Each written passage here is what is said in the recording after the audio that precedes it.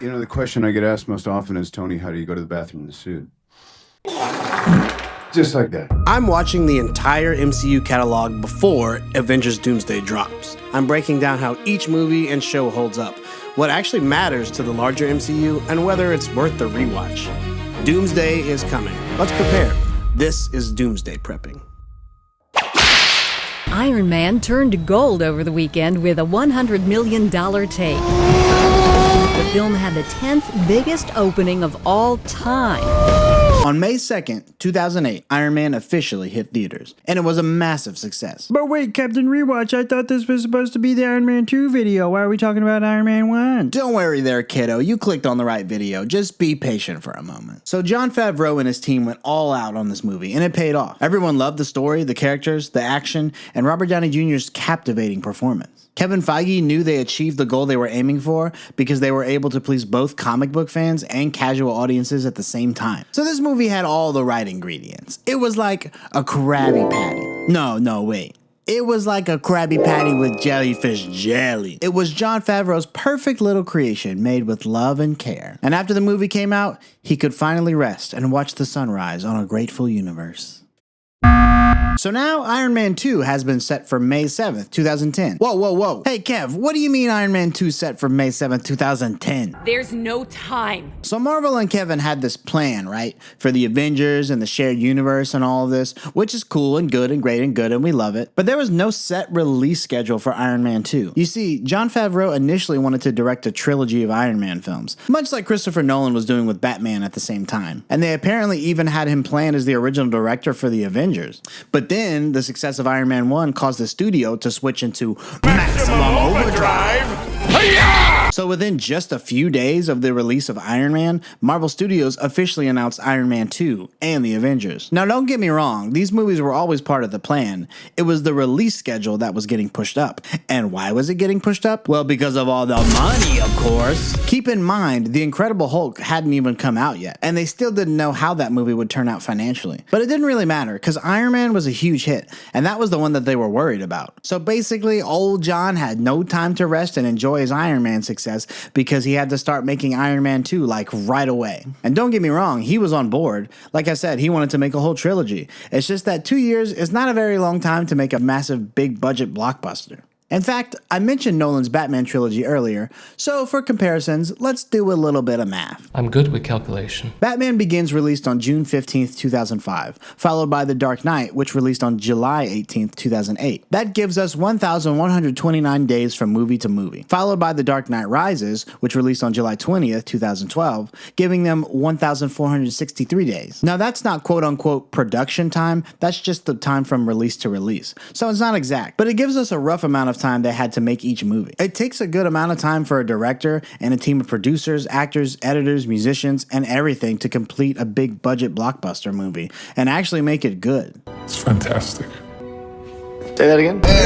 The Dark Knight trilogy is highly respected, and even though the finale disappointed some, nerds everywhere agree it's one of the best, if not the best, superhero trilogy of all time, with The Dark Knight specifically being considered by some to be a perfect superhero movie. Now let's see how much time Jon Favreau had to work with. So Iron Man 1 released on May 2nd, 2008, and Iron Man 2 was set to release on May 7th, 2010. So that gave him and his team 735 days.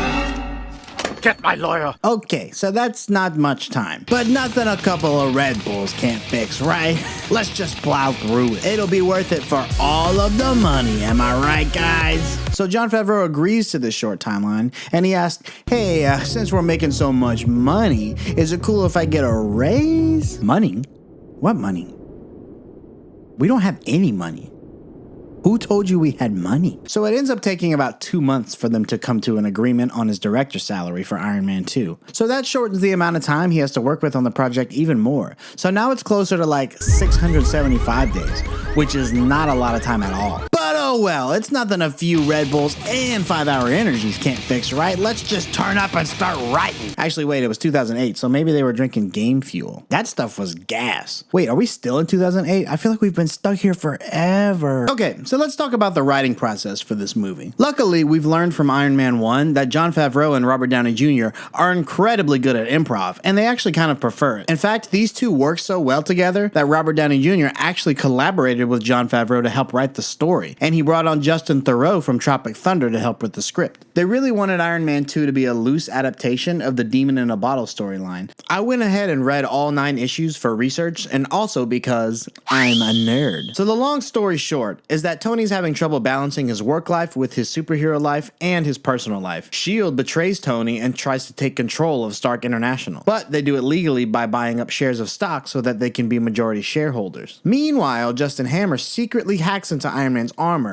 and throughout the series he keeps having random malfunctions that he can't control. He saves the day a few times, fighting off several supervillains, including Whiplash, but dealing with all these problems at once causes him to turn more and more to alcohol. Let's just have a good time and get drunk, huh? Stuff it down with some brown. In every issue, anytime he has a spare moment, he's pouring himself a drink. This guy he's with is like, hey bro, it's 9:30 in the morning, you want to chill out? And then Tony's like, it's 5 o'clock somewhere. But then here's where things get really dark. So Iron Man is set to meet with this foreign ambassador, and the guy's like Iron Man's #1 fan, and he's like, oh, I love you. Please give me an autograph. But then Justin Hammer hacks into Iron Man's armor at that moment and forces him to murder the ambassador on stage in front of everyone. The Avengers ask him to step down as their leader because he, is a murderer now, until his name gets cleared at least. Which eventually his name does get cleared, but people still don't really trust him anymore. He goes outside and this little girl is like, oh no, it's Iron Man. Jeez. So then his girlfriend calls him and is like, hey, I know things have been rough between us, so why don't we have a lunch date? But Tony is drunk and he writes down the wrong address for the date. He shows up to the wrong place and then he blames his girlfriend for standing him up. So then he gets even more upset and more drunk, and then he brings a prostitute into the Avengers mansion.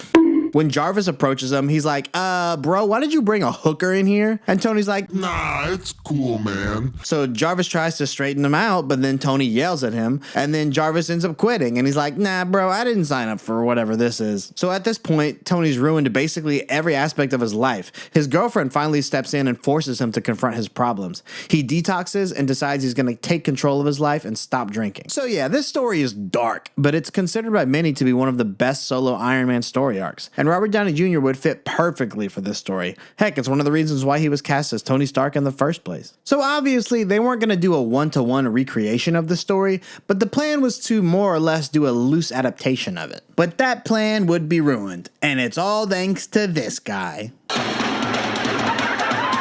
Okay, just kidding. It's not all his fault, but he did have something to do with it. Remember Hancock? No? Yes?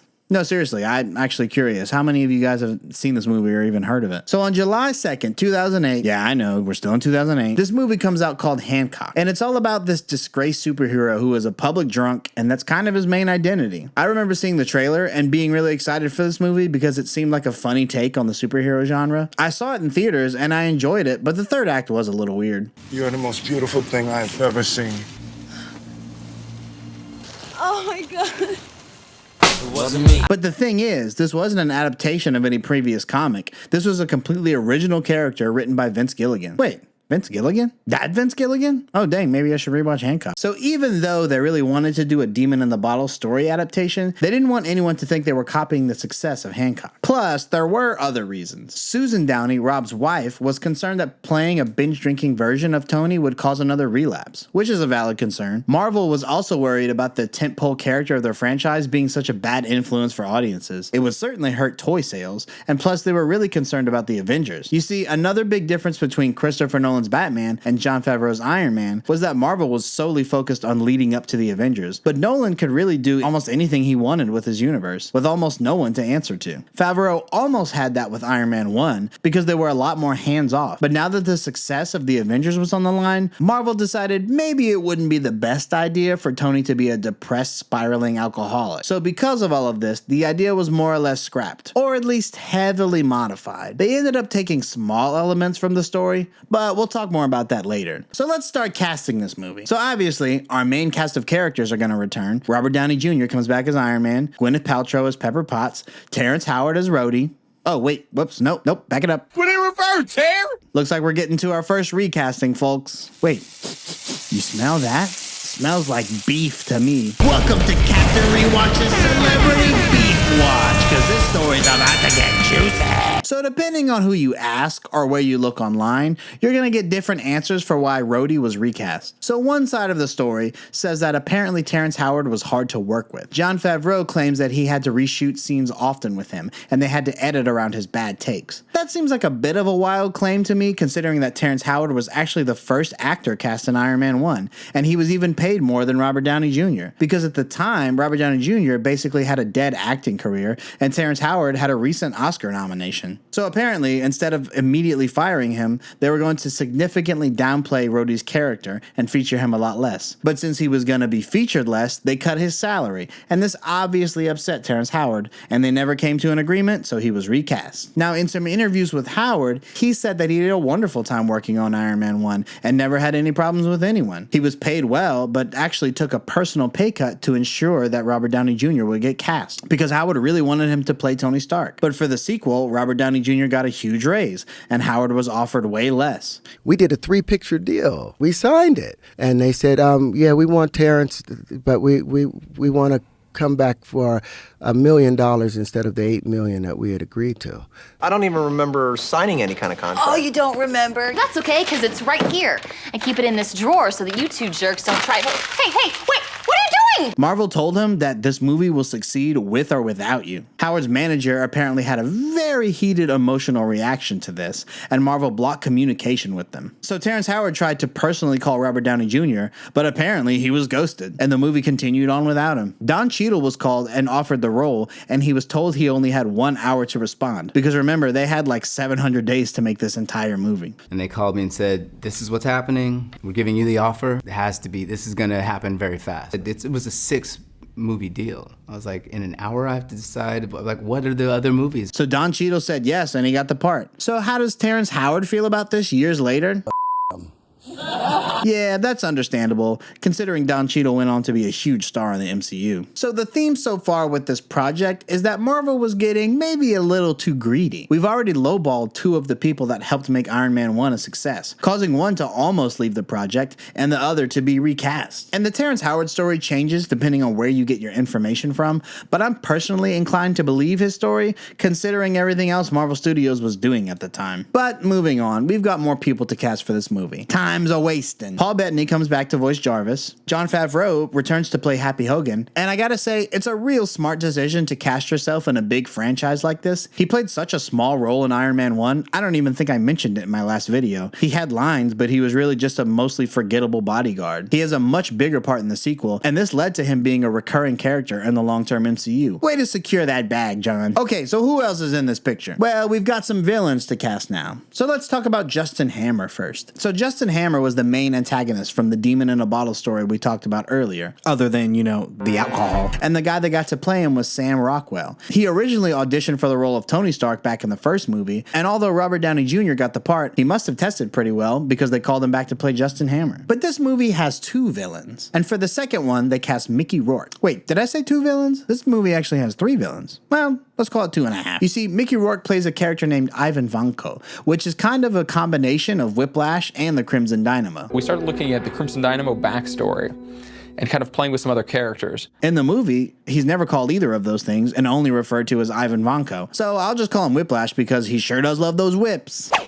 John Slattery was cast to play the deceased Howard Stark. No, not zombie Howard Stark. Video footage of Howard Stark when he was alive. I don't know how to word that. He played Tony's dad. All right, and then that's everyone. Come on, let's make this movie. Wait.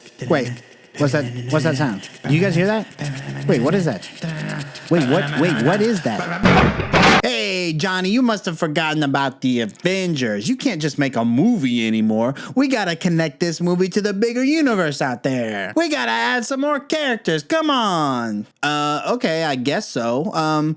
Hey, we can bring back Phil Coulson. He was good in the last movie, and that'll connect this whole thing back to the S.H.I.E.L.D. story. I'm gonna need more than that, boy. I know. What if Samuel L. Jackson comes back as Nick Fury? That way he can really tease the Avengers team up a little bit more.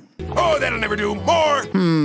Okay, I guess we can add another character somewhere. Maybe introduce one of the Avengers, like Black Widow? Yeah, maybe she can have like a small cameo somewhere. More. Okay, she can be one of the main characters, I guess. Yeah, that's fine. We'll figure it out. Hey, all of this extra stuff won't really interfere with the story that I'm trying to tell, right?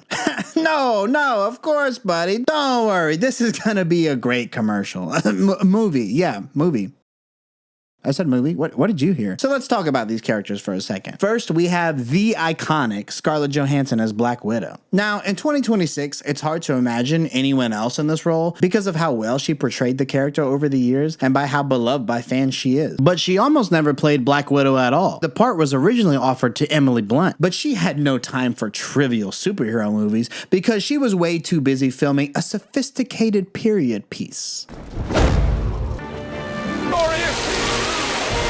Yeah, it was Gulliver's Travels. Can you imagine missing out on the part of Black Widow for 9 MCU films because you're contractually obligated to do Gulliver's Travels? That's got to be one of the biggest Hollywood fumbles of all time. Oh no, sorry about the smell. I've been drinking sewer water. Now grab your popcorn, because here's where things get real interesting. So like I already said, Clark Gregg and Samuel L. Jackson returned to play Phil Coulson and Nick Fury. But when they were cast in the first movie, they were not part of the multiple picture contract. Samuel L. Jackson at one point wasn't even sure if he was coming back as Nick Fury or if it was just a fun little surprise ending. It was always the plan to build up to the Avengers, but things don't always go according to plan. It's also possible that Nick Fury could have been recast if Marvel wasn't willing to fork up the cost of paying Samuel L. Jackson. They really weren't sure what the plan was. This was made evident by the not so post-credit scene in the end of The Incredible Hulk. Instead of Nick Fury or Phil Coulson showing up to ask Ross about the Hulk, Iron Man shows up. And that's because Robert Downey Jr. was on contract and the others weren't. The Incredible Hulk also came out in 2008, and this scene was filmed before Iron Man was even released. So that's why Tony was out running S.H.I.E.L.D.'s errands, even though in Iron Man 2, he doesn't want to be in the Avengers at all. They later kind of came up with a sneaky retcon by saying, well, actually, The Incredible Hulk was set in 2010 the whole time, and it happens after the events of Iron Man 2.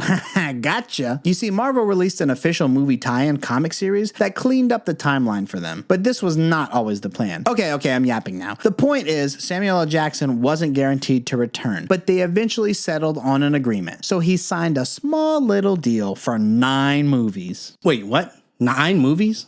9? So at the time, here's the movies we had announced. Iron Man 1 and The Incredible Hulk were already done. Next up was Iron Man 2, then Thor, then Captain America, and then The Avengers. I don't know how good your math is, but that's only 4 movies. So where are the other 5 coming from? This was unintentionally the biggest signal that Marvel Studios knew they had gold on their hands. They just unofficially announced that they were already planning sequels beyond The Avengers. Rumors and theories started circulating. I even found an old forum post from 2009 of fans trying to guess what movies were going to come next. So needless to say, this was a huge turning point in the MCU. And I'm not exaggerating when I say everything was about to change. You had my curiosity, but now you have my attention. That's right, folks. In case you forgot, this whole time Marvel Studios has been self-producing these films, with Paramount doing the distributing. Well, except for Hulk. He kind of had his own thing going on. Get out here!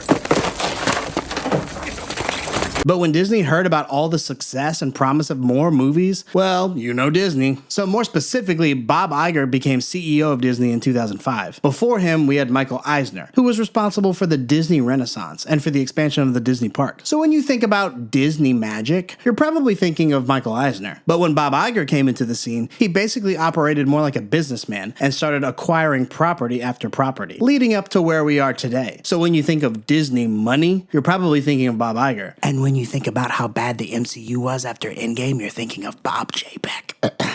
So say what you want about Disney and some of their recent questionable creative decisions, but you can't deny that the success of the MCU is largely due to the financial backing of the Disney Corporation. Marvel finally had their own sugar daddy like DC, but they had the sugar daddy of all sugar daddies. So even though this took place in 2009, we finally made it out, guys. We wouldn't see the effects of this deal until later, because Paramount was still handling distribution for a while. Okay, so back to Iron Man 2. At this point, we have all the pieces. So let's build build this thing and see if it flies, or if it falls and crashes. Stick around after the recap because I'll go over exactly what this movie got right, what could have been better, and how I would grade it, and also how important it is to the overall MCU. Thanks for watching, by the way. This is my third video, and I plan on covering the whole MCU and eventually beyond. Make sure you subscribe so you don't miss out. And also, like this video and comment something, anything, because it helps out your captain. Last time you guys hyped my video to number 35 in the United States, and I was like, wow. But I was also like, what does this mean? Because I'm too unk to know what hyping is or how it works. I think I understand now, though. But thanks, troops. Commendable work out there. Okay, now, Jarvis, let's boot up Iron Man 2.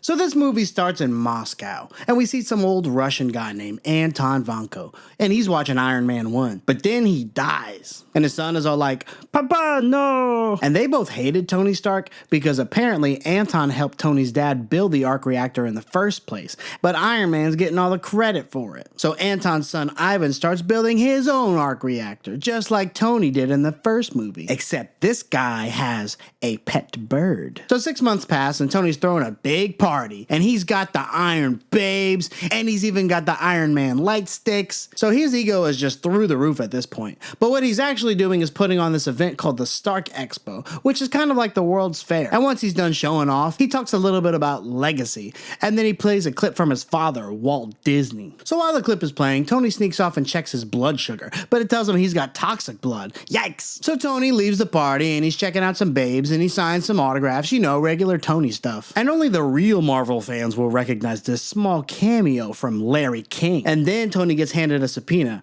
And I think it's hilarious that they got a hot girl to hand it to him because it 100% works on Tony. That's just good writing. So basically the government is saying, Tony, you can't just have an Iron Man suit. That's crazy. And Tony's like, finders keepers, bruh. And then Justin Hammer comes out and he's like, yeah, Tony, we all decided you can't just have an Iron Man suit. That's crazy. But then Rhodey comes in from the last movie and he walks up to Tony and he says, Tony, I'm not the guy from Snow Dogs. I never was the guy from Snow Dogs. And I'm also not even the same guy from last time. I'm a new guy. So Senator Stern also tries to get Rhodey to say that it's crazy to have an Iron Man suit. And Rhodey says, nah, it's a little crazy, but it's not that crazy. Come on, guys. But the government is also really concerned that other people are trying to build a new Iron Man 2. And they have pictures that show other people trying to build it. But then Tony takes out his phone and airdrops his own pictures. Oh, wait, but no, wait. Sorry, wait. There we go. And he proves that all these other Iron Man attempts are just huge failures, including Justin Hammer, who gets caught in 4K trying to build his own Iron Man 2. So Tony goes back to the Batcave and he checks his blood again, and he finds out that the arc reactor in his chest is what's poisoning his blood. And every time he uses the Iron Man suit, it accelerates it. But then Pepper walks in and she's like, Tony, quit goofing around and playing Batman. You have like 8,000 things to do. Go to work, go to work, go to work, go to work. But then Tony's like, I don't wanna. So then he promotes her to CEO of Stark Industries. And in classic Tony fashion, it starts off as a joke, but he actually had this plan for some time, and it's a real sweet moment between the two of them because it shows a level of trust that he just doesn't give to most people. So later, Tony and Happy are doing some boxing. What's better than this? Guys being dudes. And the notary shows up and has papers for Tony to sign, except that the notary is, whoa. And now Tony's like, hey, I got a wonderful idea. I need a new assistant, right? And she's an attractive redhead like you, so maybe I'll hire her. And meanwhile, she starts boxing with Happy, but she totally grapples him to the ground. I wonder who wrote this scene. So Tony and his gang show up to Monaco for the Grand Prix, and there's all kinds of rich and famous people there like Mark Zuckerman. And then they run into these guys. She's actually doing a big spread on me for Vanity Fair. Well, she did quite a spread on Tony last year. And she wrote a story as well. So Tony avoids social interaction by sneaking off to the bathroom, and since he's going through a midlife crisis, he decides he's going to commandeer his race car and just do the race himself. And by doing this, he totally ruins Justin's interview, embarrassing him once again. So Tony's in the middle of this race, and he's all like, but then Whiplash shows up, and he turns on his whips, and he burns off his suit, and it's very cool. And he's got like lightsaber whips now, and apparently also lightning fast reflexes, because he's just whipping race cars in half at full speed. Wait, how did he know Tony was going to be on the track? Tony didn't even know he was going to be on the track. So then Happy and Pepper run to bring him the special briefcase. Meanwhile, Ivan is walking menacingly towards Tony. And dude's just got like crazy plot armor because all this stuff is just blowing up around him, but he don't care. But then Tony sneaks up and is like, And then he knocks him out. No, just kidding. Could you imagine? So then he starts just like whipping at Tony and he barely misses him each time. Oh, he's just getting close, but he keeps missing. Or is he missing? But then Happy shows up and hits him several times with his car and he just starts bleeding from the mouth. Oh man. But then he starts whipping the car, but then he's still missing? Or is he? Well, it seems like here he actually is. Look, I get he's not trying to kill Tony or whatever, but I feel like he could have easily gotten out of this situation. I mean, what happened to that cool whip move from earlier? Just do that. But whatever. Tony's like, throw me the briefcase. And then he steps on the briefcase and he does this really cool transformation sequence. In fact, it's so cool that you forget the fact that Ivan is kind of just pinned against the car and he's patiently waiting for Tony to transform. It takes a whole 20 seconds.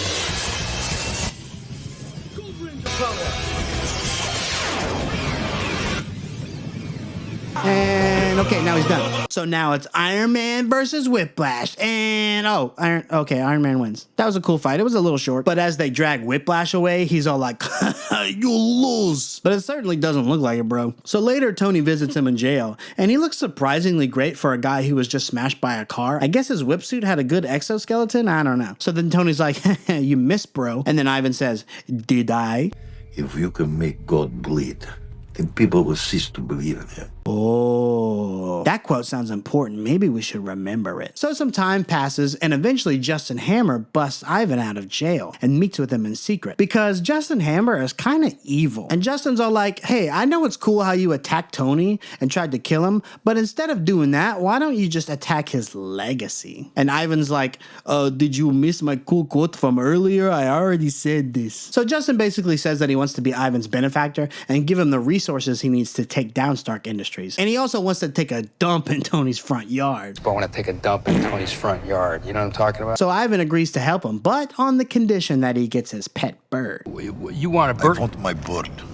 I can get you a bird. I can get you 10 birds. I want my bird. Well, so Rhodey goes to warn Tony that they're going to take his Iron Man suit away, not that they've seen that other people can build them. But when he gets there, Tony's got to change his battery and he's not looking so good. So fast forward to later in the movie and Tony's having a birthday party and it's Iron Man themed. Oh, that's fun. Except, look out kids, Dad's been drinking again. You know, the question I get asked most often is, Tony, how do you go to the bathroom in the suit?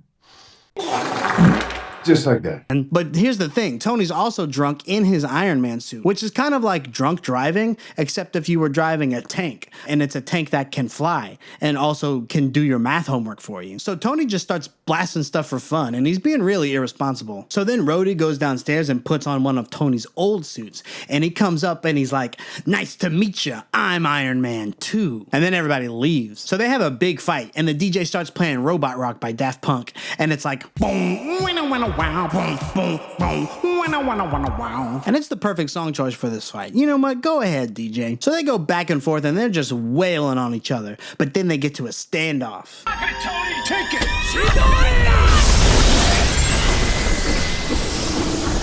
So after the dust clears, Rhodey gets up and he flies off. He's disappointed with Tony, but you know, they're friends and he cares too much about him to just take his real suit. So he'll settle for this other suit because he can't return to the military empty-handed. Tony could have also easily stopped him by having Jarvis shut him down, but you know, he's his friend too, and a part of him probably wants to be kept in check. So Rhodey flies over to the Air Force Base and everyone's like, whoa, it's Iron Man 2. Oh, wow. Yeah, Rhodey. Iron Man 1 was better. So the next morning, Tony's hanging out and eating breakfast in this big donut. Iconic shot here. Great character moment. But Nick Fury shows up and he's like, hey, what are you doing up there? So then they go inside and Tony's like, you know what? I don't want to join the Avengers anymore. But then Nick says, I'm not here to talk about the Avengers. But then Emil Blonsky walks back up and he points a gun at Nick Fury's head and he tries to rob him. Oh, wait, shoot. Sorry. I'm mixing up my characters. But who actually shows up as Tony's new assistant. And surprise, she was actually Black Widow the whole time working for S.H.I.E.L.D. See, they tricked Tony by putting a pretty lady to keep eyes on him, knowing it would work. Now that's what you call good writing. So they figure out what's wrong with Tony and they give him something to take the edge off. You know, it's going to help with his symptoms. And they task him with figuring out a permanent cure to keep him alive. You see, Nick Fury is telling Tony that his dad, Howard, said that Tony is the only one that can fully complete the arc reactor. But then Tony's like, I don't know, man. My dad didn't really like me that much. And then Nick's like, whatever, man. I don't got time for your daddy issues. Phil Coulson's going to babysit you until you figure it out. So meanwhile, Justin's like,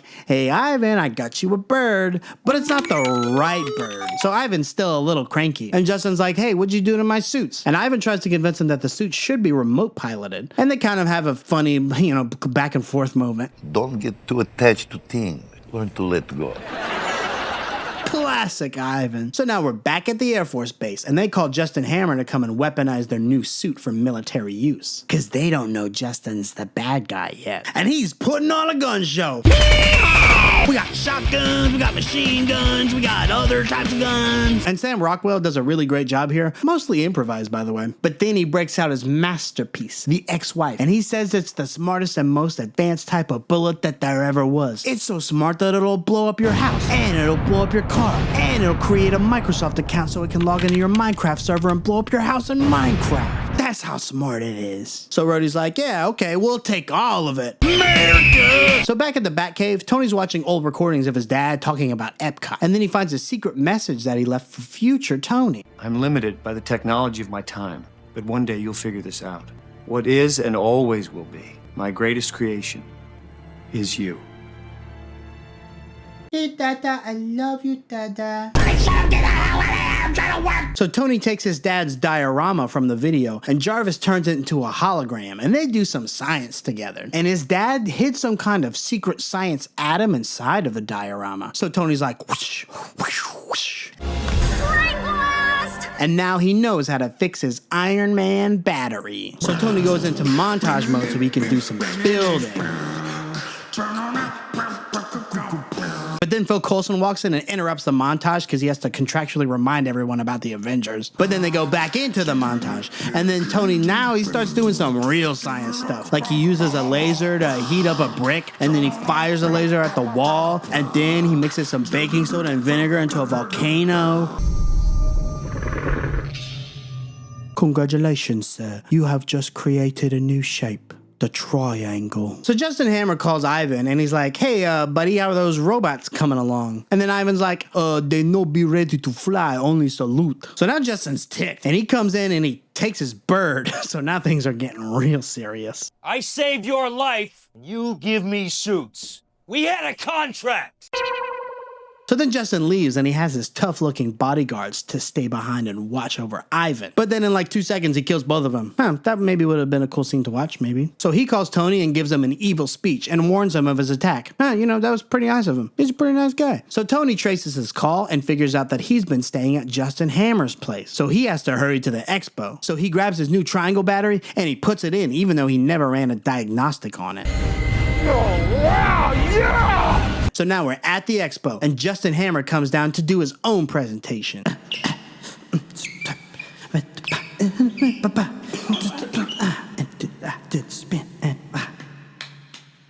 Well, today, my friends, the press is faced with quite a different problem. They are about to run out of ink. Oh, brother, this guy stinks! So then he presents his hammer drones, and he has one to represent each branch of the military. And the official marches of each group actually play while he introduces each one. And you know, I thought that was pretty cool. Sorry, I'm a band nerd. But then Justin Hammer unveils his secret weapon, Iron Man 2, and it's being piloted by Rhodey. But then Iron Man 1 shows up, and he's like, hey, Justin Hammer was the bad guy all along, but we just didn't see it coming because he's not bald. And then in that moment, Ivan Vanko hacks into the suit and starts controlling them to attack Tony. So he flies away so no one gets hurt. He even saves this random kid who they later confirm was a young Peter Parker. And the kid was also being played by Jon Favreau's son. Wow. So by taking over the suits, Ivan Vanko betrays Justin Hammer and he gets back at Tony in one move. Pretty clever, actually. So in the middle of all this, Natasha goes all Black Widow mode and finds out what's really going on and how Ivan is still alive and he's being kept at Hammer Industries. So Happy and her drive over there to catch him and she starts changing in the back seat. And Happy's all like, whoa. And she's like, eyes on the road, buddy. And it's just a fun little lighthearted joke. I wonder who wrote that scene. So they get there and they start doing some cool action. And ScarJo did an awesome job here, and it's a really wonderful action sequence. But I do have to wonder, why don't any of these guys have a single gun ready? They're security guards for this evil corporation, and they're using sticks and pepper spray. I think they have guns, but none of them have them drawn. It feels like this would have gone a lot differently. But anyway, they bust into Ivan's room, and he's gone. Rats! So this whole time, Rhodey's been flying around chasing Tony, and it kind of takes a while. And then they crash into this cool Japanese garden. So Black Widow now has full access to Ivan's computer, so she unhacks Rhodey's suit, giving him full control. So then they gear up and get ready for the Act 3 final battle. So then all the robots come flying in, and this is just a really cool sequence. My money is that Gendy Tartakovsky came up with this part because he was the storyboard artist for this movie, and this just feels like something he would do. So they just start busting up all the bad robots, and this part is just so satisfying to watch with the guns and the oil splatters. And Tony does this cool laser spin and he just slices them in half. Great job, guys. But then, bam, bam, bam, Ivan flies in and he says, "Looks like I'm the real Iron Man 2 now." And then he busts out his whip. So now he's like the Iron Whiplash Dynamo Crimson Chin Man now. But then Rhodey's like, "Don't worry, Tony, I'm gonna hit him with the ex-wife." But then it fizzles out and it makes a fart sound. And so it's a pretty good joke. So then the big fight commences. Here we go. I'm on the edge of my seat. I'm ready. Okay, so all right, he's got him caught. Yeah, that was like 50 seconds. All right. But let's see what happens next. Ready, go, go, go! Oh yeah, I know what's coming. They're gonna do that blast move from earlier. I wonder how Ivan's gonna counter this. Oh, okay, he kind of just is gonna watch them do it. And oh, okay, well, the fight's over, guys. Yeah, kind of wish that would have been longer. But right before Ivan dies, he says, "You'll lose," and it's like his catchphrase. And he says that because all the robots are rigged to blow. So Tony flies off to save Pepper, who has zero survival instinct, by the way, and he catches her just in time. And I actually love this scene because it feels very like Superman Lois Lane to me. And then they land on a rooftop. And after a bit of arguing, they finally smooch. Ooh. But then Rhodey was up there the whole time. Classic bit. So then it's the next day, and Tony's hanging out watching The Incredible Hulk, and then he takes a look at the files for the Avengers. And they end up recommending Iron Man, but not Tony Stark. Because the suit's cool and all, but Tony's still kind of a wiener. And the movie ends with Tony and Rhodey getting medals at a ceremony. And the mean senator from earlier is the guy that's forced to give it to them.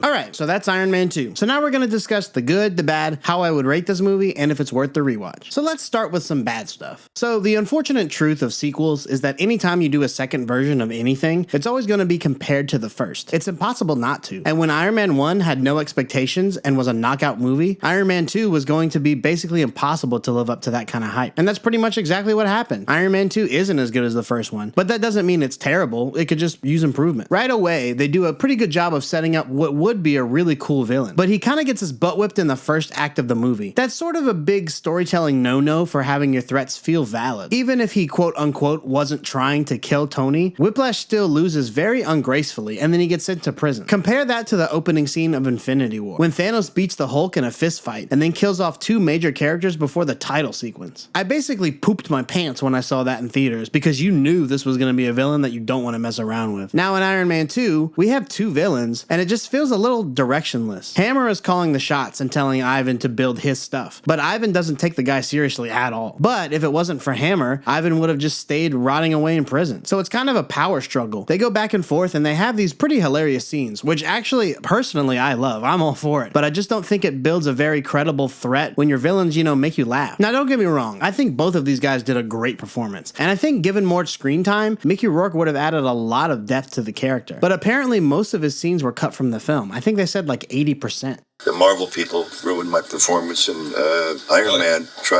They left all the good shit on the floor because they just wanted him to be a one-dimensional bad guy, and that's boring. Sam Rockwell also did a great job as Justin Hammer, but he's made to look like a fool in the first scene, and that trend kind of continues for the rest of the movie. So you have two villains that are trying to play catch-up to Tony the whole time, but they never quite reach him. So defeating them doesn't really feel like a big mountain Tony has to climb. It kind of feels more like a speed bump that he just has to drive over. Now let's talk about how they decided to adapt the alcohol story. So the whole blood toxicity thing was a neat little workaround, but it doesn't have the same emotional impact. This isn't really a problem that Tony is choosing to have. It's kind of just the hand that he's been dealt. He's actively looking for a cure the whole movie, which is totally the opposite from alcoholism, where they can't admit that they have a problem and they think alcohol is the solution. He has a few drinks in the movie, but he handles them pretty reasonably. There's only one scene in the movie where he's quote-unquote drunk, but I have a theory that he's a lot more sober than he lets on here. When you watch him at the beginning of the party, he's acting all tipsy and stuff, but as soon as the fight starts with Rhodey, he's calm and graceful, and he often has the upper hand. Even in the behind-the-scenes footage, Jon Favreau is telling him to act more gracefully.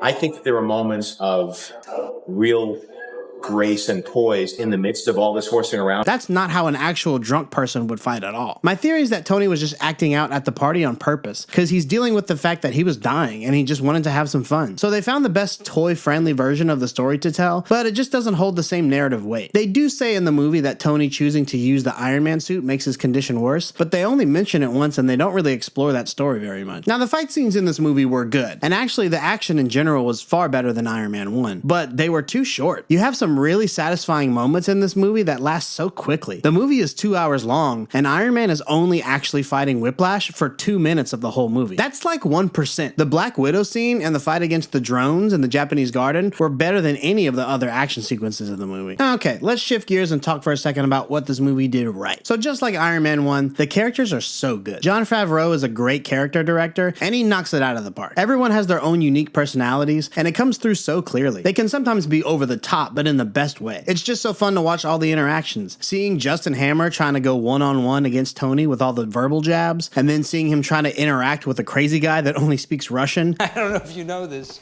but I don't speak Russian! And then at the end, seeing him pinned down by Black Widow and he squeals so easily under pressure. You can mix and match any of these characters and they're going to behave and interact differently. It's great. It's like a good RPG. Speaking of Justin Hammer, Sam Rockwell just steals the show in my opinion. I think he played this character perfectly. And I know I said the villains weren't handled the best and they didn't feel very threatening, but he was working the best with the direction that he was given. Also, ScarJo is just a wonderful Black Widow. Her character isn't the most fleshed out here, but that's kind of on purpose because she's working undercover. Her job is really just to be mysterious, and she does that really well. She just has a natural, confident grace about her, and she has such good line delivery. If this was your last birthday party you're ever going to have, how would you celebrate it?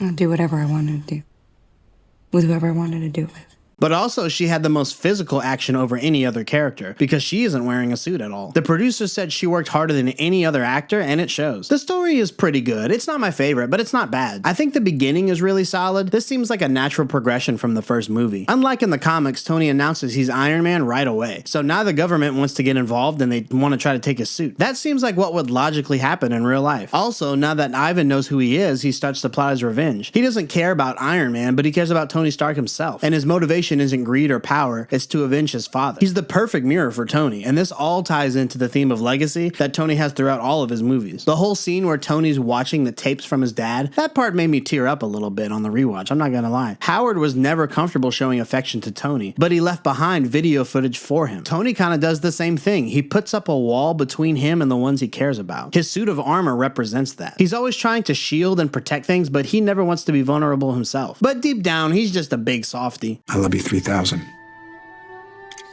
Okay, so how would I rate this movie? I'm gonna give this one a B. I do really like this movie. It just feels like I have a lot of criticisms because I know that it could have been a lot better. The production and the writing were just so rushed and everything kind of suffered because of it. The movie screenwriter was so stressed while making this film that he apparently had to be put on bed rest. But I don't blame the creative team at all. In fact, I think Jon Favreau and his team did an amazing job and probably did the best job they could have considering the circumstances. So if Iron Man 1 was a Krabby Patty with Jellyfish Jelly, Iron Man 2 was the beginning of what happens when mass production starts to affect quality. Before, they had time to craft a perfect movie, but now the machine was rolling and we have to keep making more Krabby Patties. And Iron Man 2 wasn't even really ruined by this. Like I said, it is a good movie, but it was the first movie to be affected by the overproduction of the MCU. Now, I gave Kevin Feige a hard time earlier in this video, but I still think he's the GOAT, and here's why. So John had his little perfect patty in Iron Man 1, right? Well, think about it this way. Kevin's perfect patty was the Avengers. He was the head over everything, so he wasn't really thinking as much about each individual movie. He was thinking about the whole phase. And apparently he knew what he was doing. For better or for worse, every Avengers movie is like a huge, massive success. We're talking billions. So sure, maybe Iron Man 2 suffered a little bit, but in the grand scheme of things, it was worth it, right? I mean, any small change in the timeline of how these movies were released and how they performed would have altered the course of the MCU as a whole. Still though, Jon Favreau didn't see it that way at the time, and he ultimately stepped down as the Iron Man 3 director, choosing not to return return to the franchise due to creative burnout. So is this movie worth the rewatch? 100% yes, absolutely. There's so many important things that happen here that affect the MCU. We see Tony's dad for the first time, we meet Black Widow, Rhodey becomes War Machine, Tony and Pepper start dating, and maybe some other things I'm forgetting. Basically, you can't skip this movie, but you also shouldn't skip it because it's a fun watch, even if it isn't perfect. So the only thing left is the post-credit scene. And before we get there, thanks again for watching. I've been having so much fun making these, and I plan to make more, but this channel isn't sustainable without your help. You can support me directly by using the link in the description, just like these fine troopers right here. Thanks, guys. I also just unlocked YouTube membership, so depending on when you're watching this, I should have those active. And that comes with a lot of cool perks for you guys, so go check that out. But all the free stuff really helps too. You know, likes, hypes, comments, and of course subscribing if you're new. I appreciate literally all of it because I never thought I would have this many viewers so quickly. So thanks. So here we go, post credits. So we open on a desert. Suddenly we see a car driving, revealing the location to be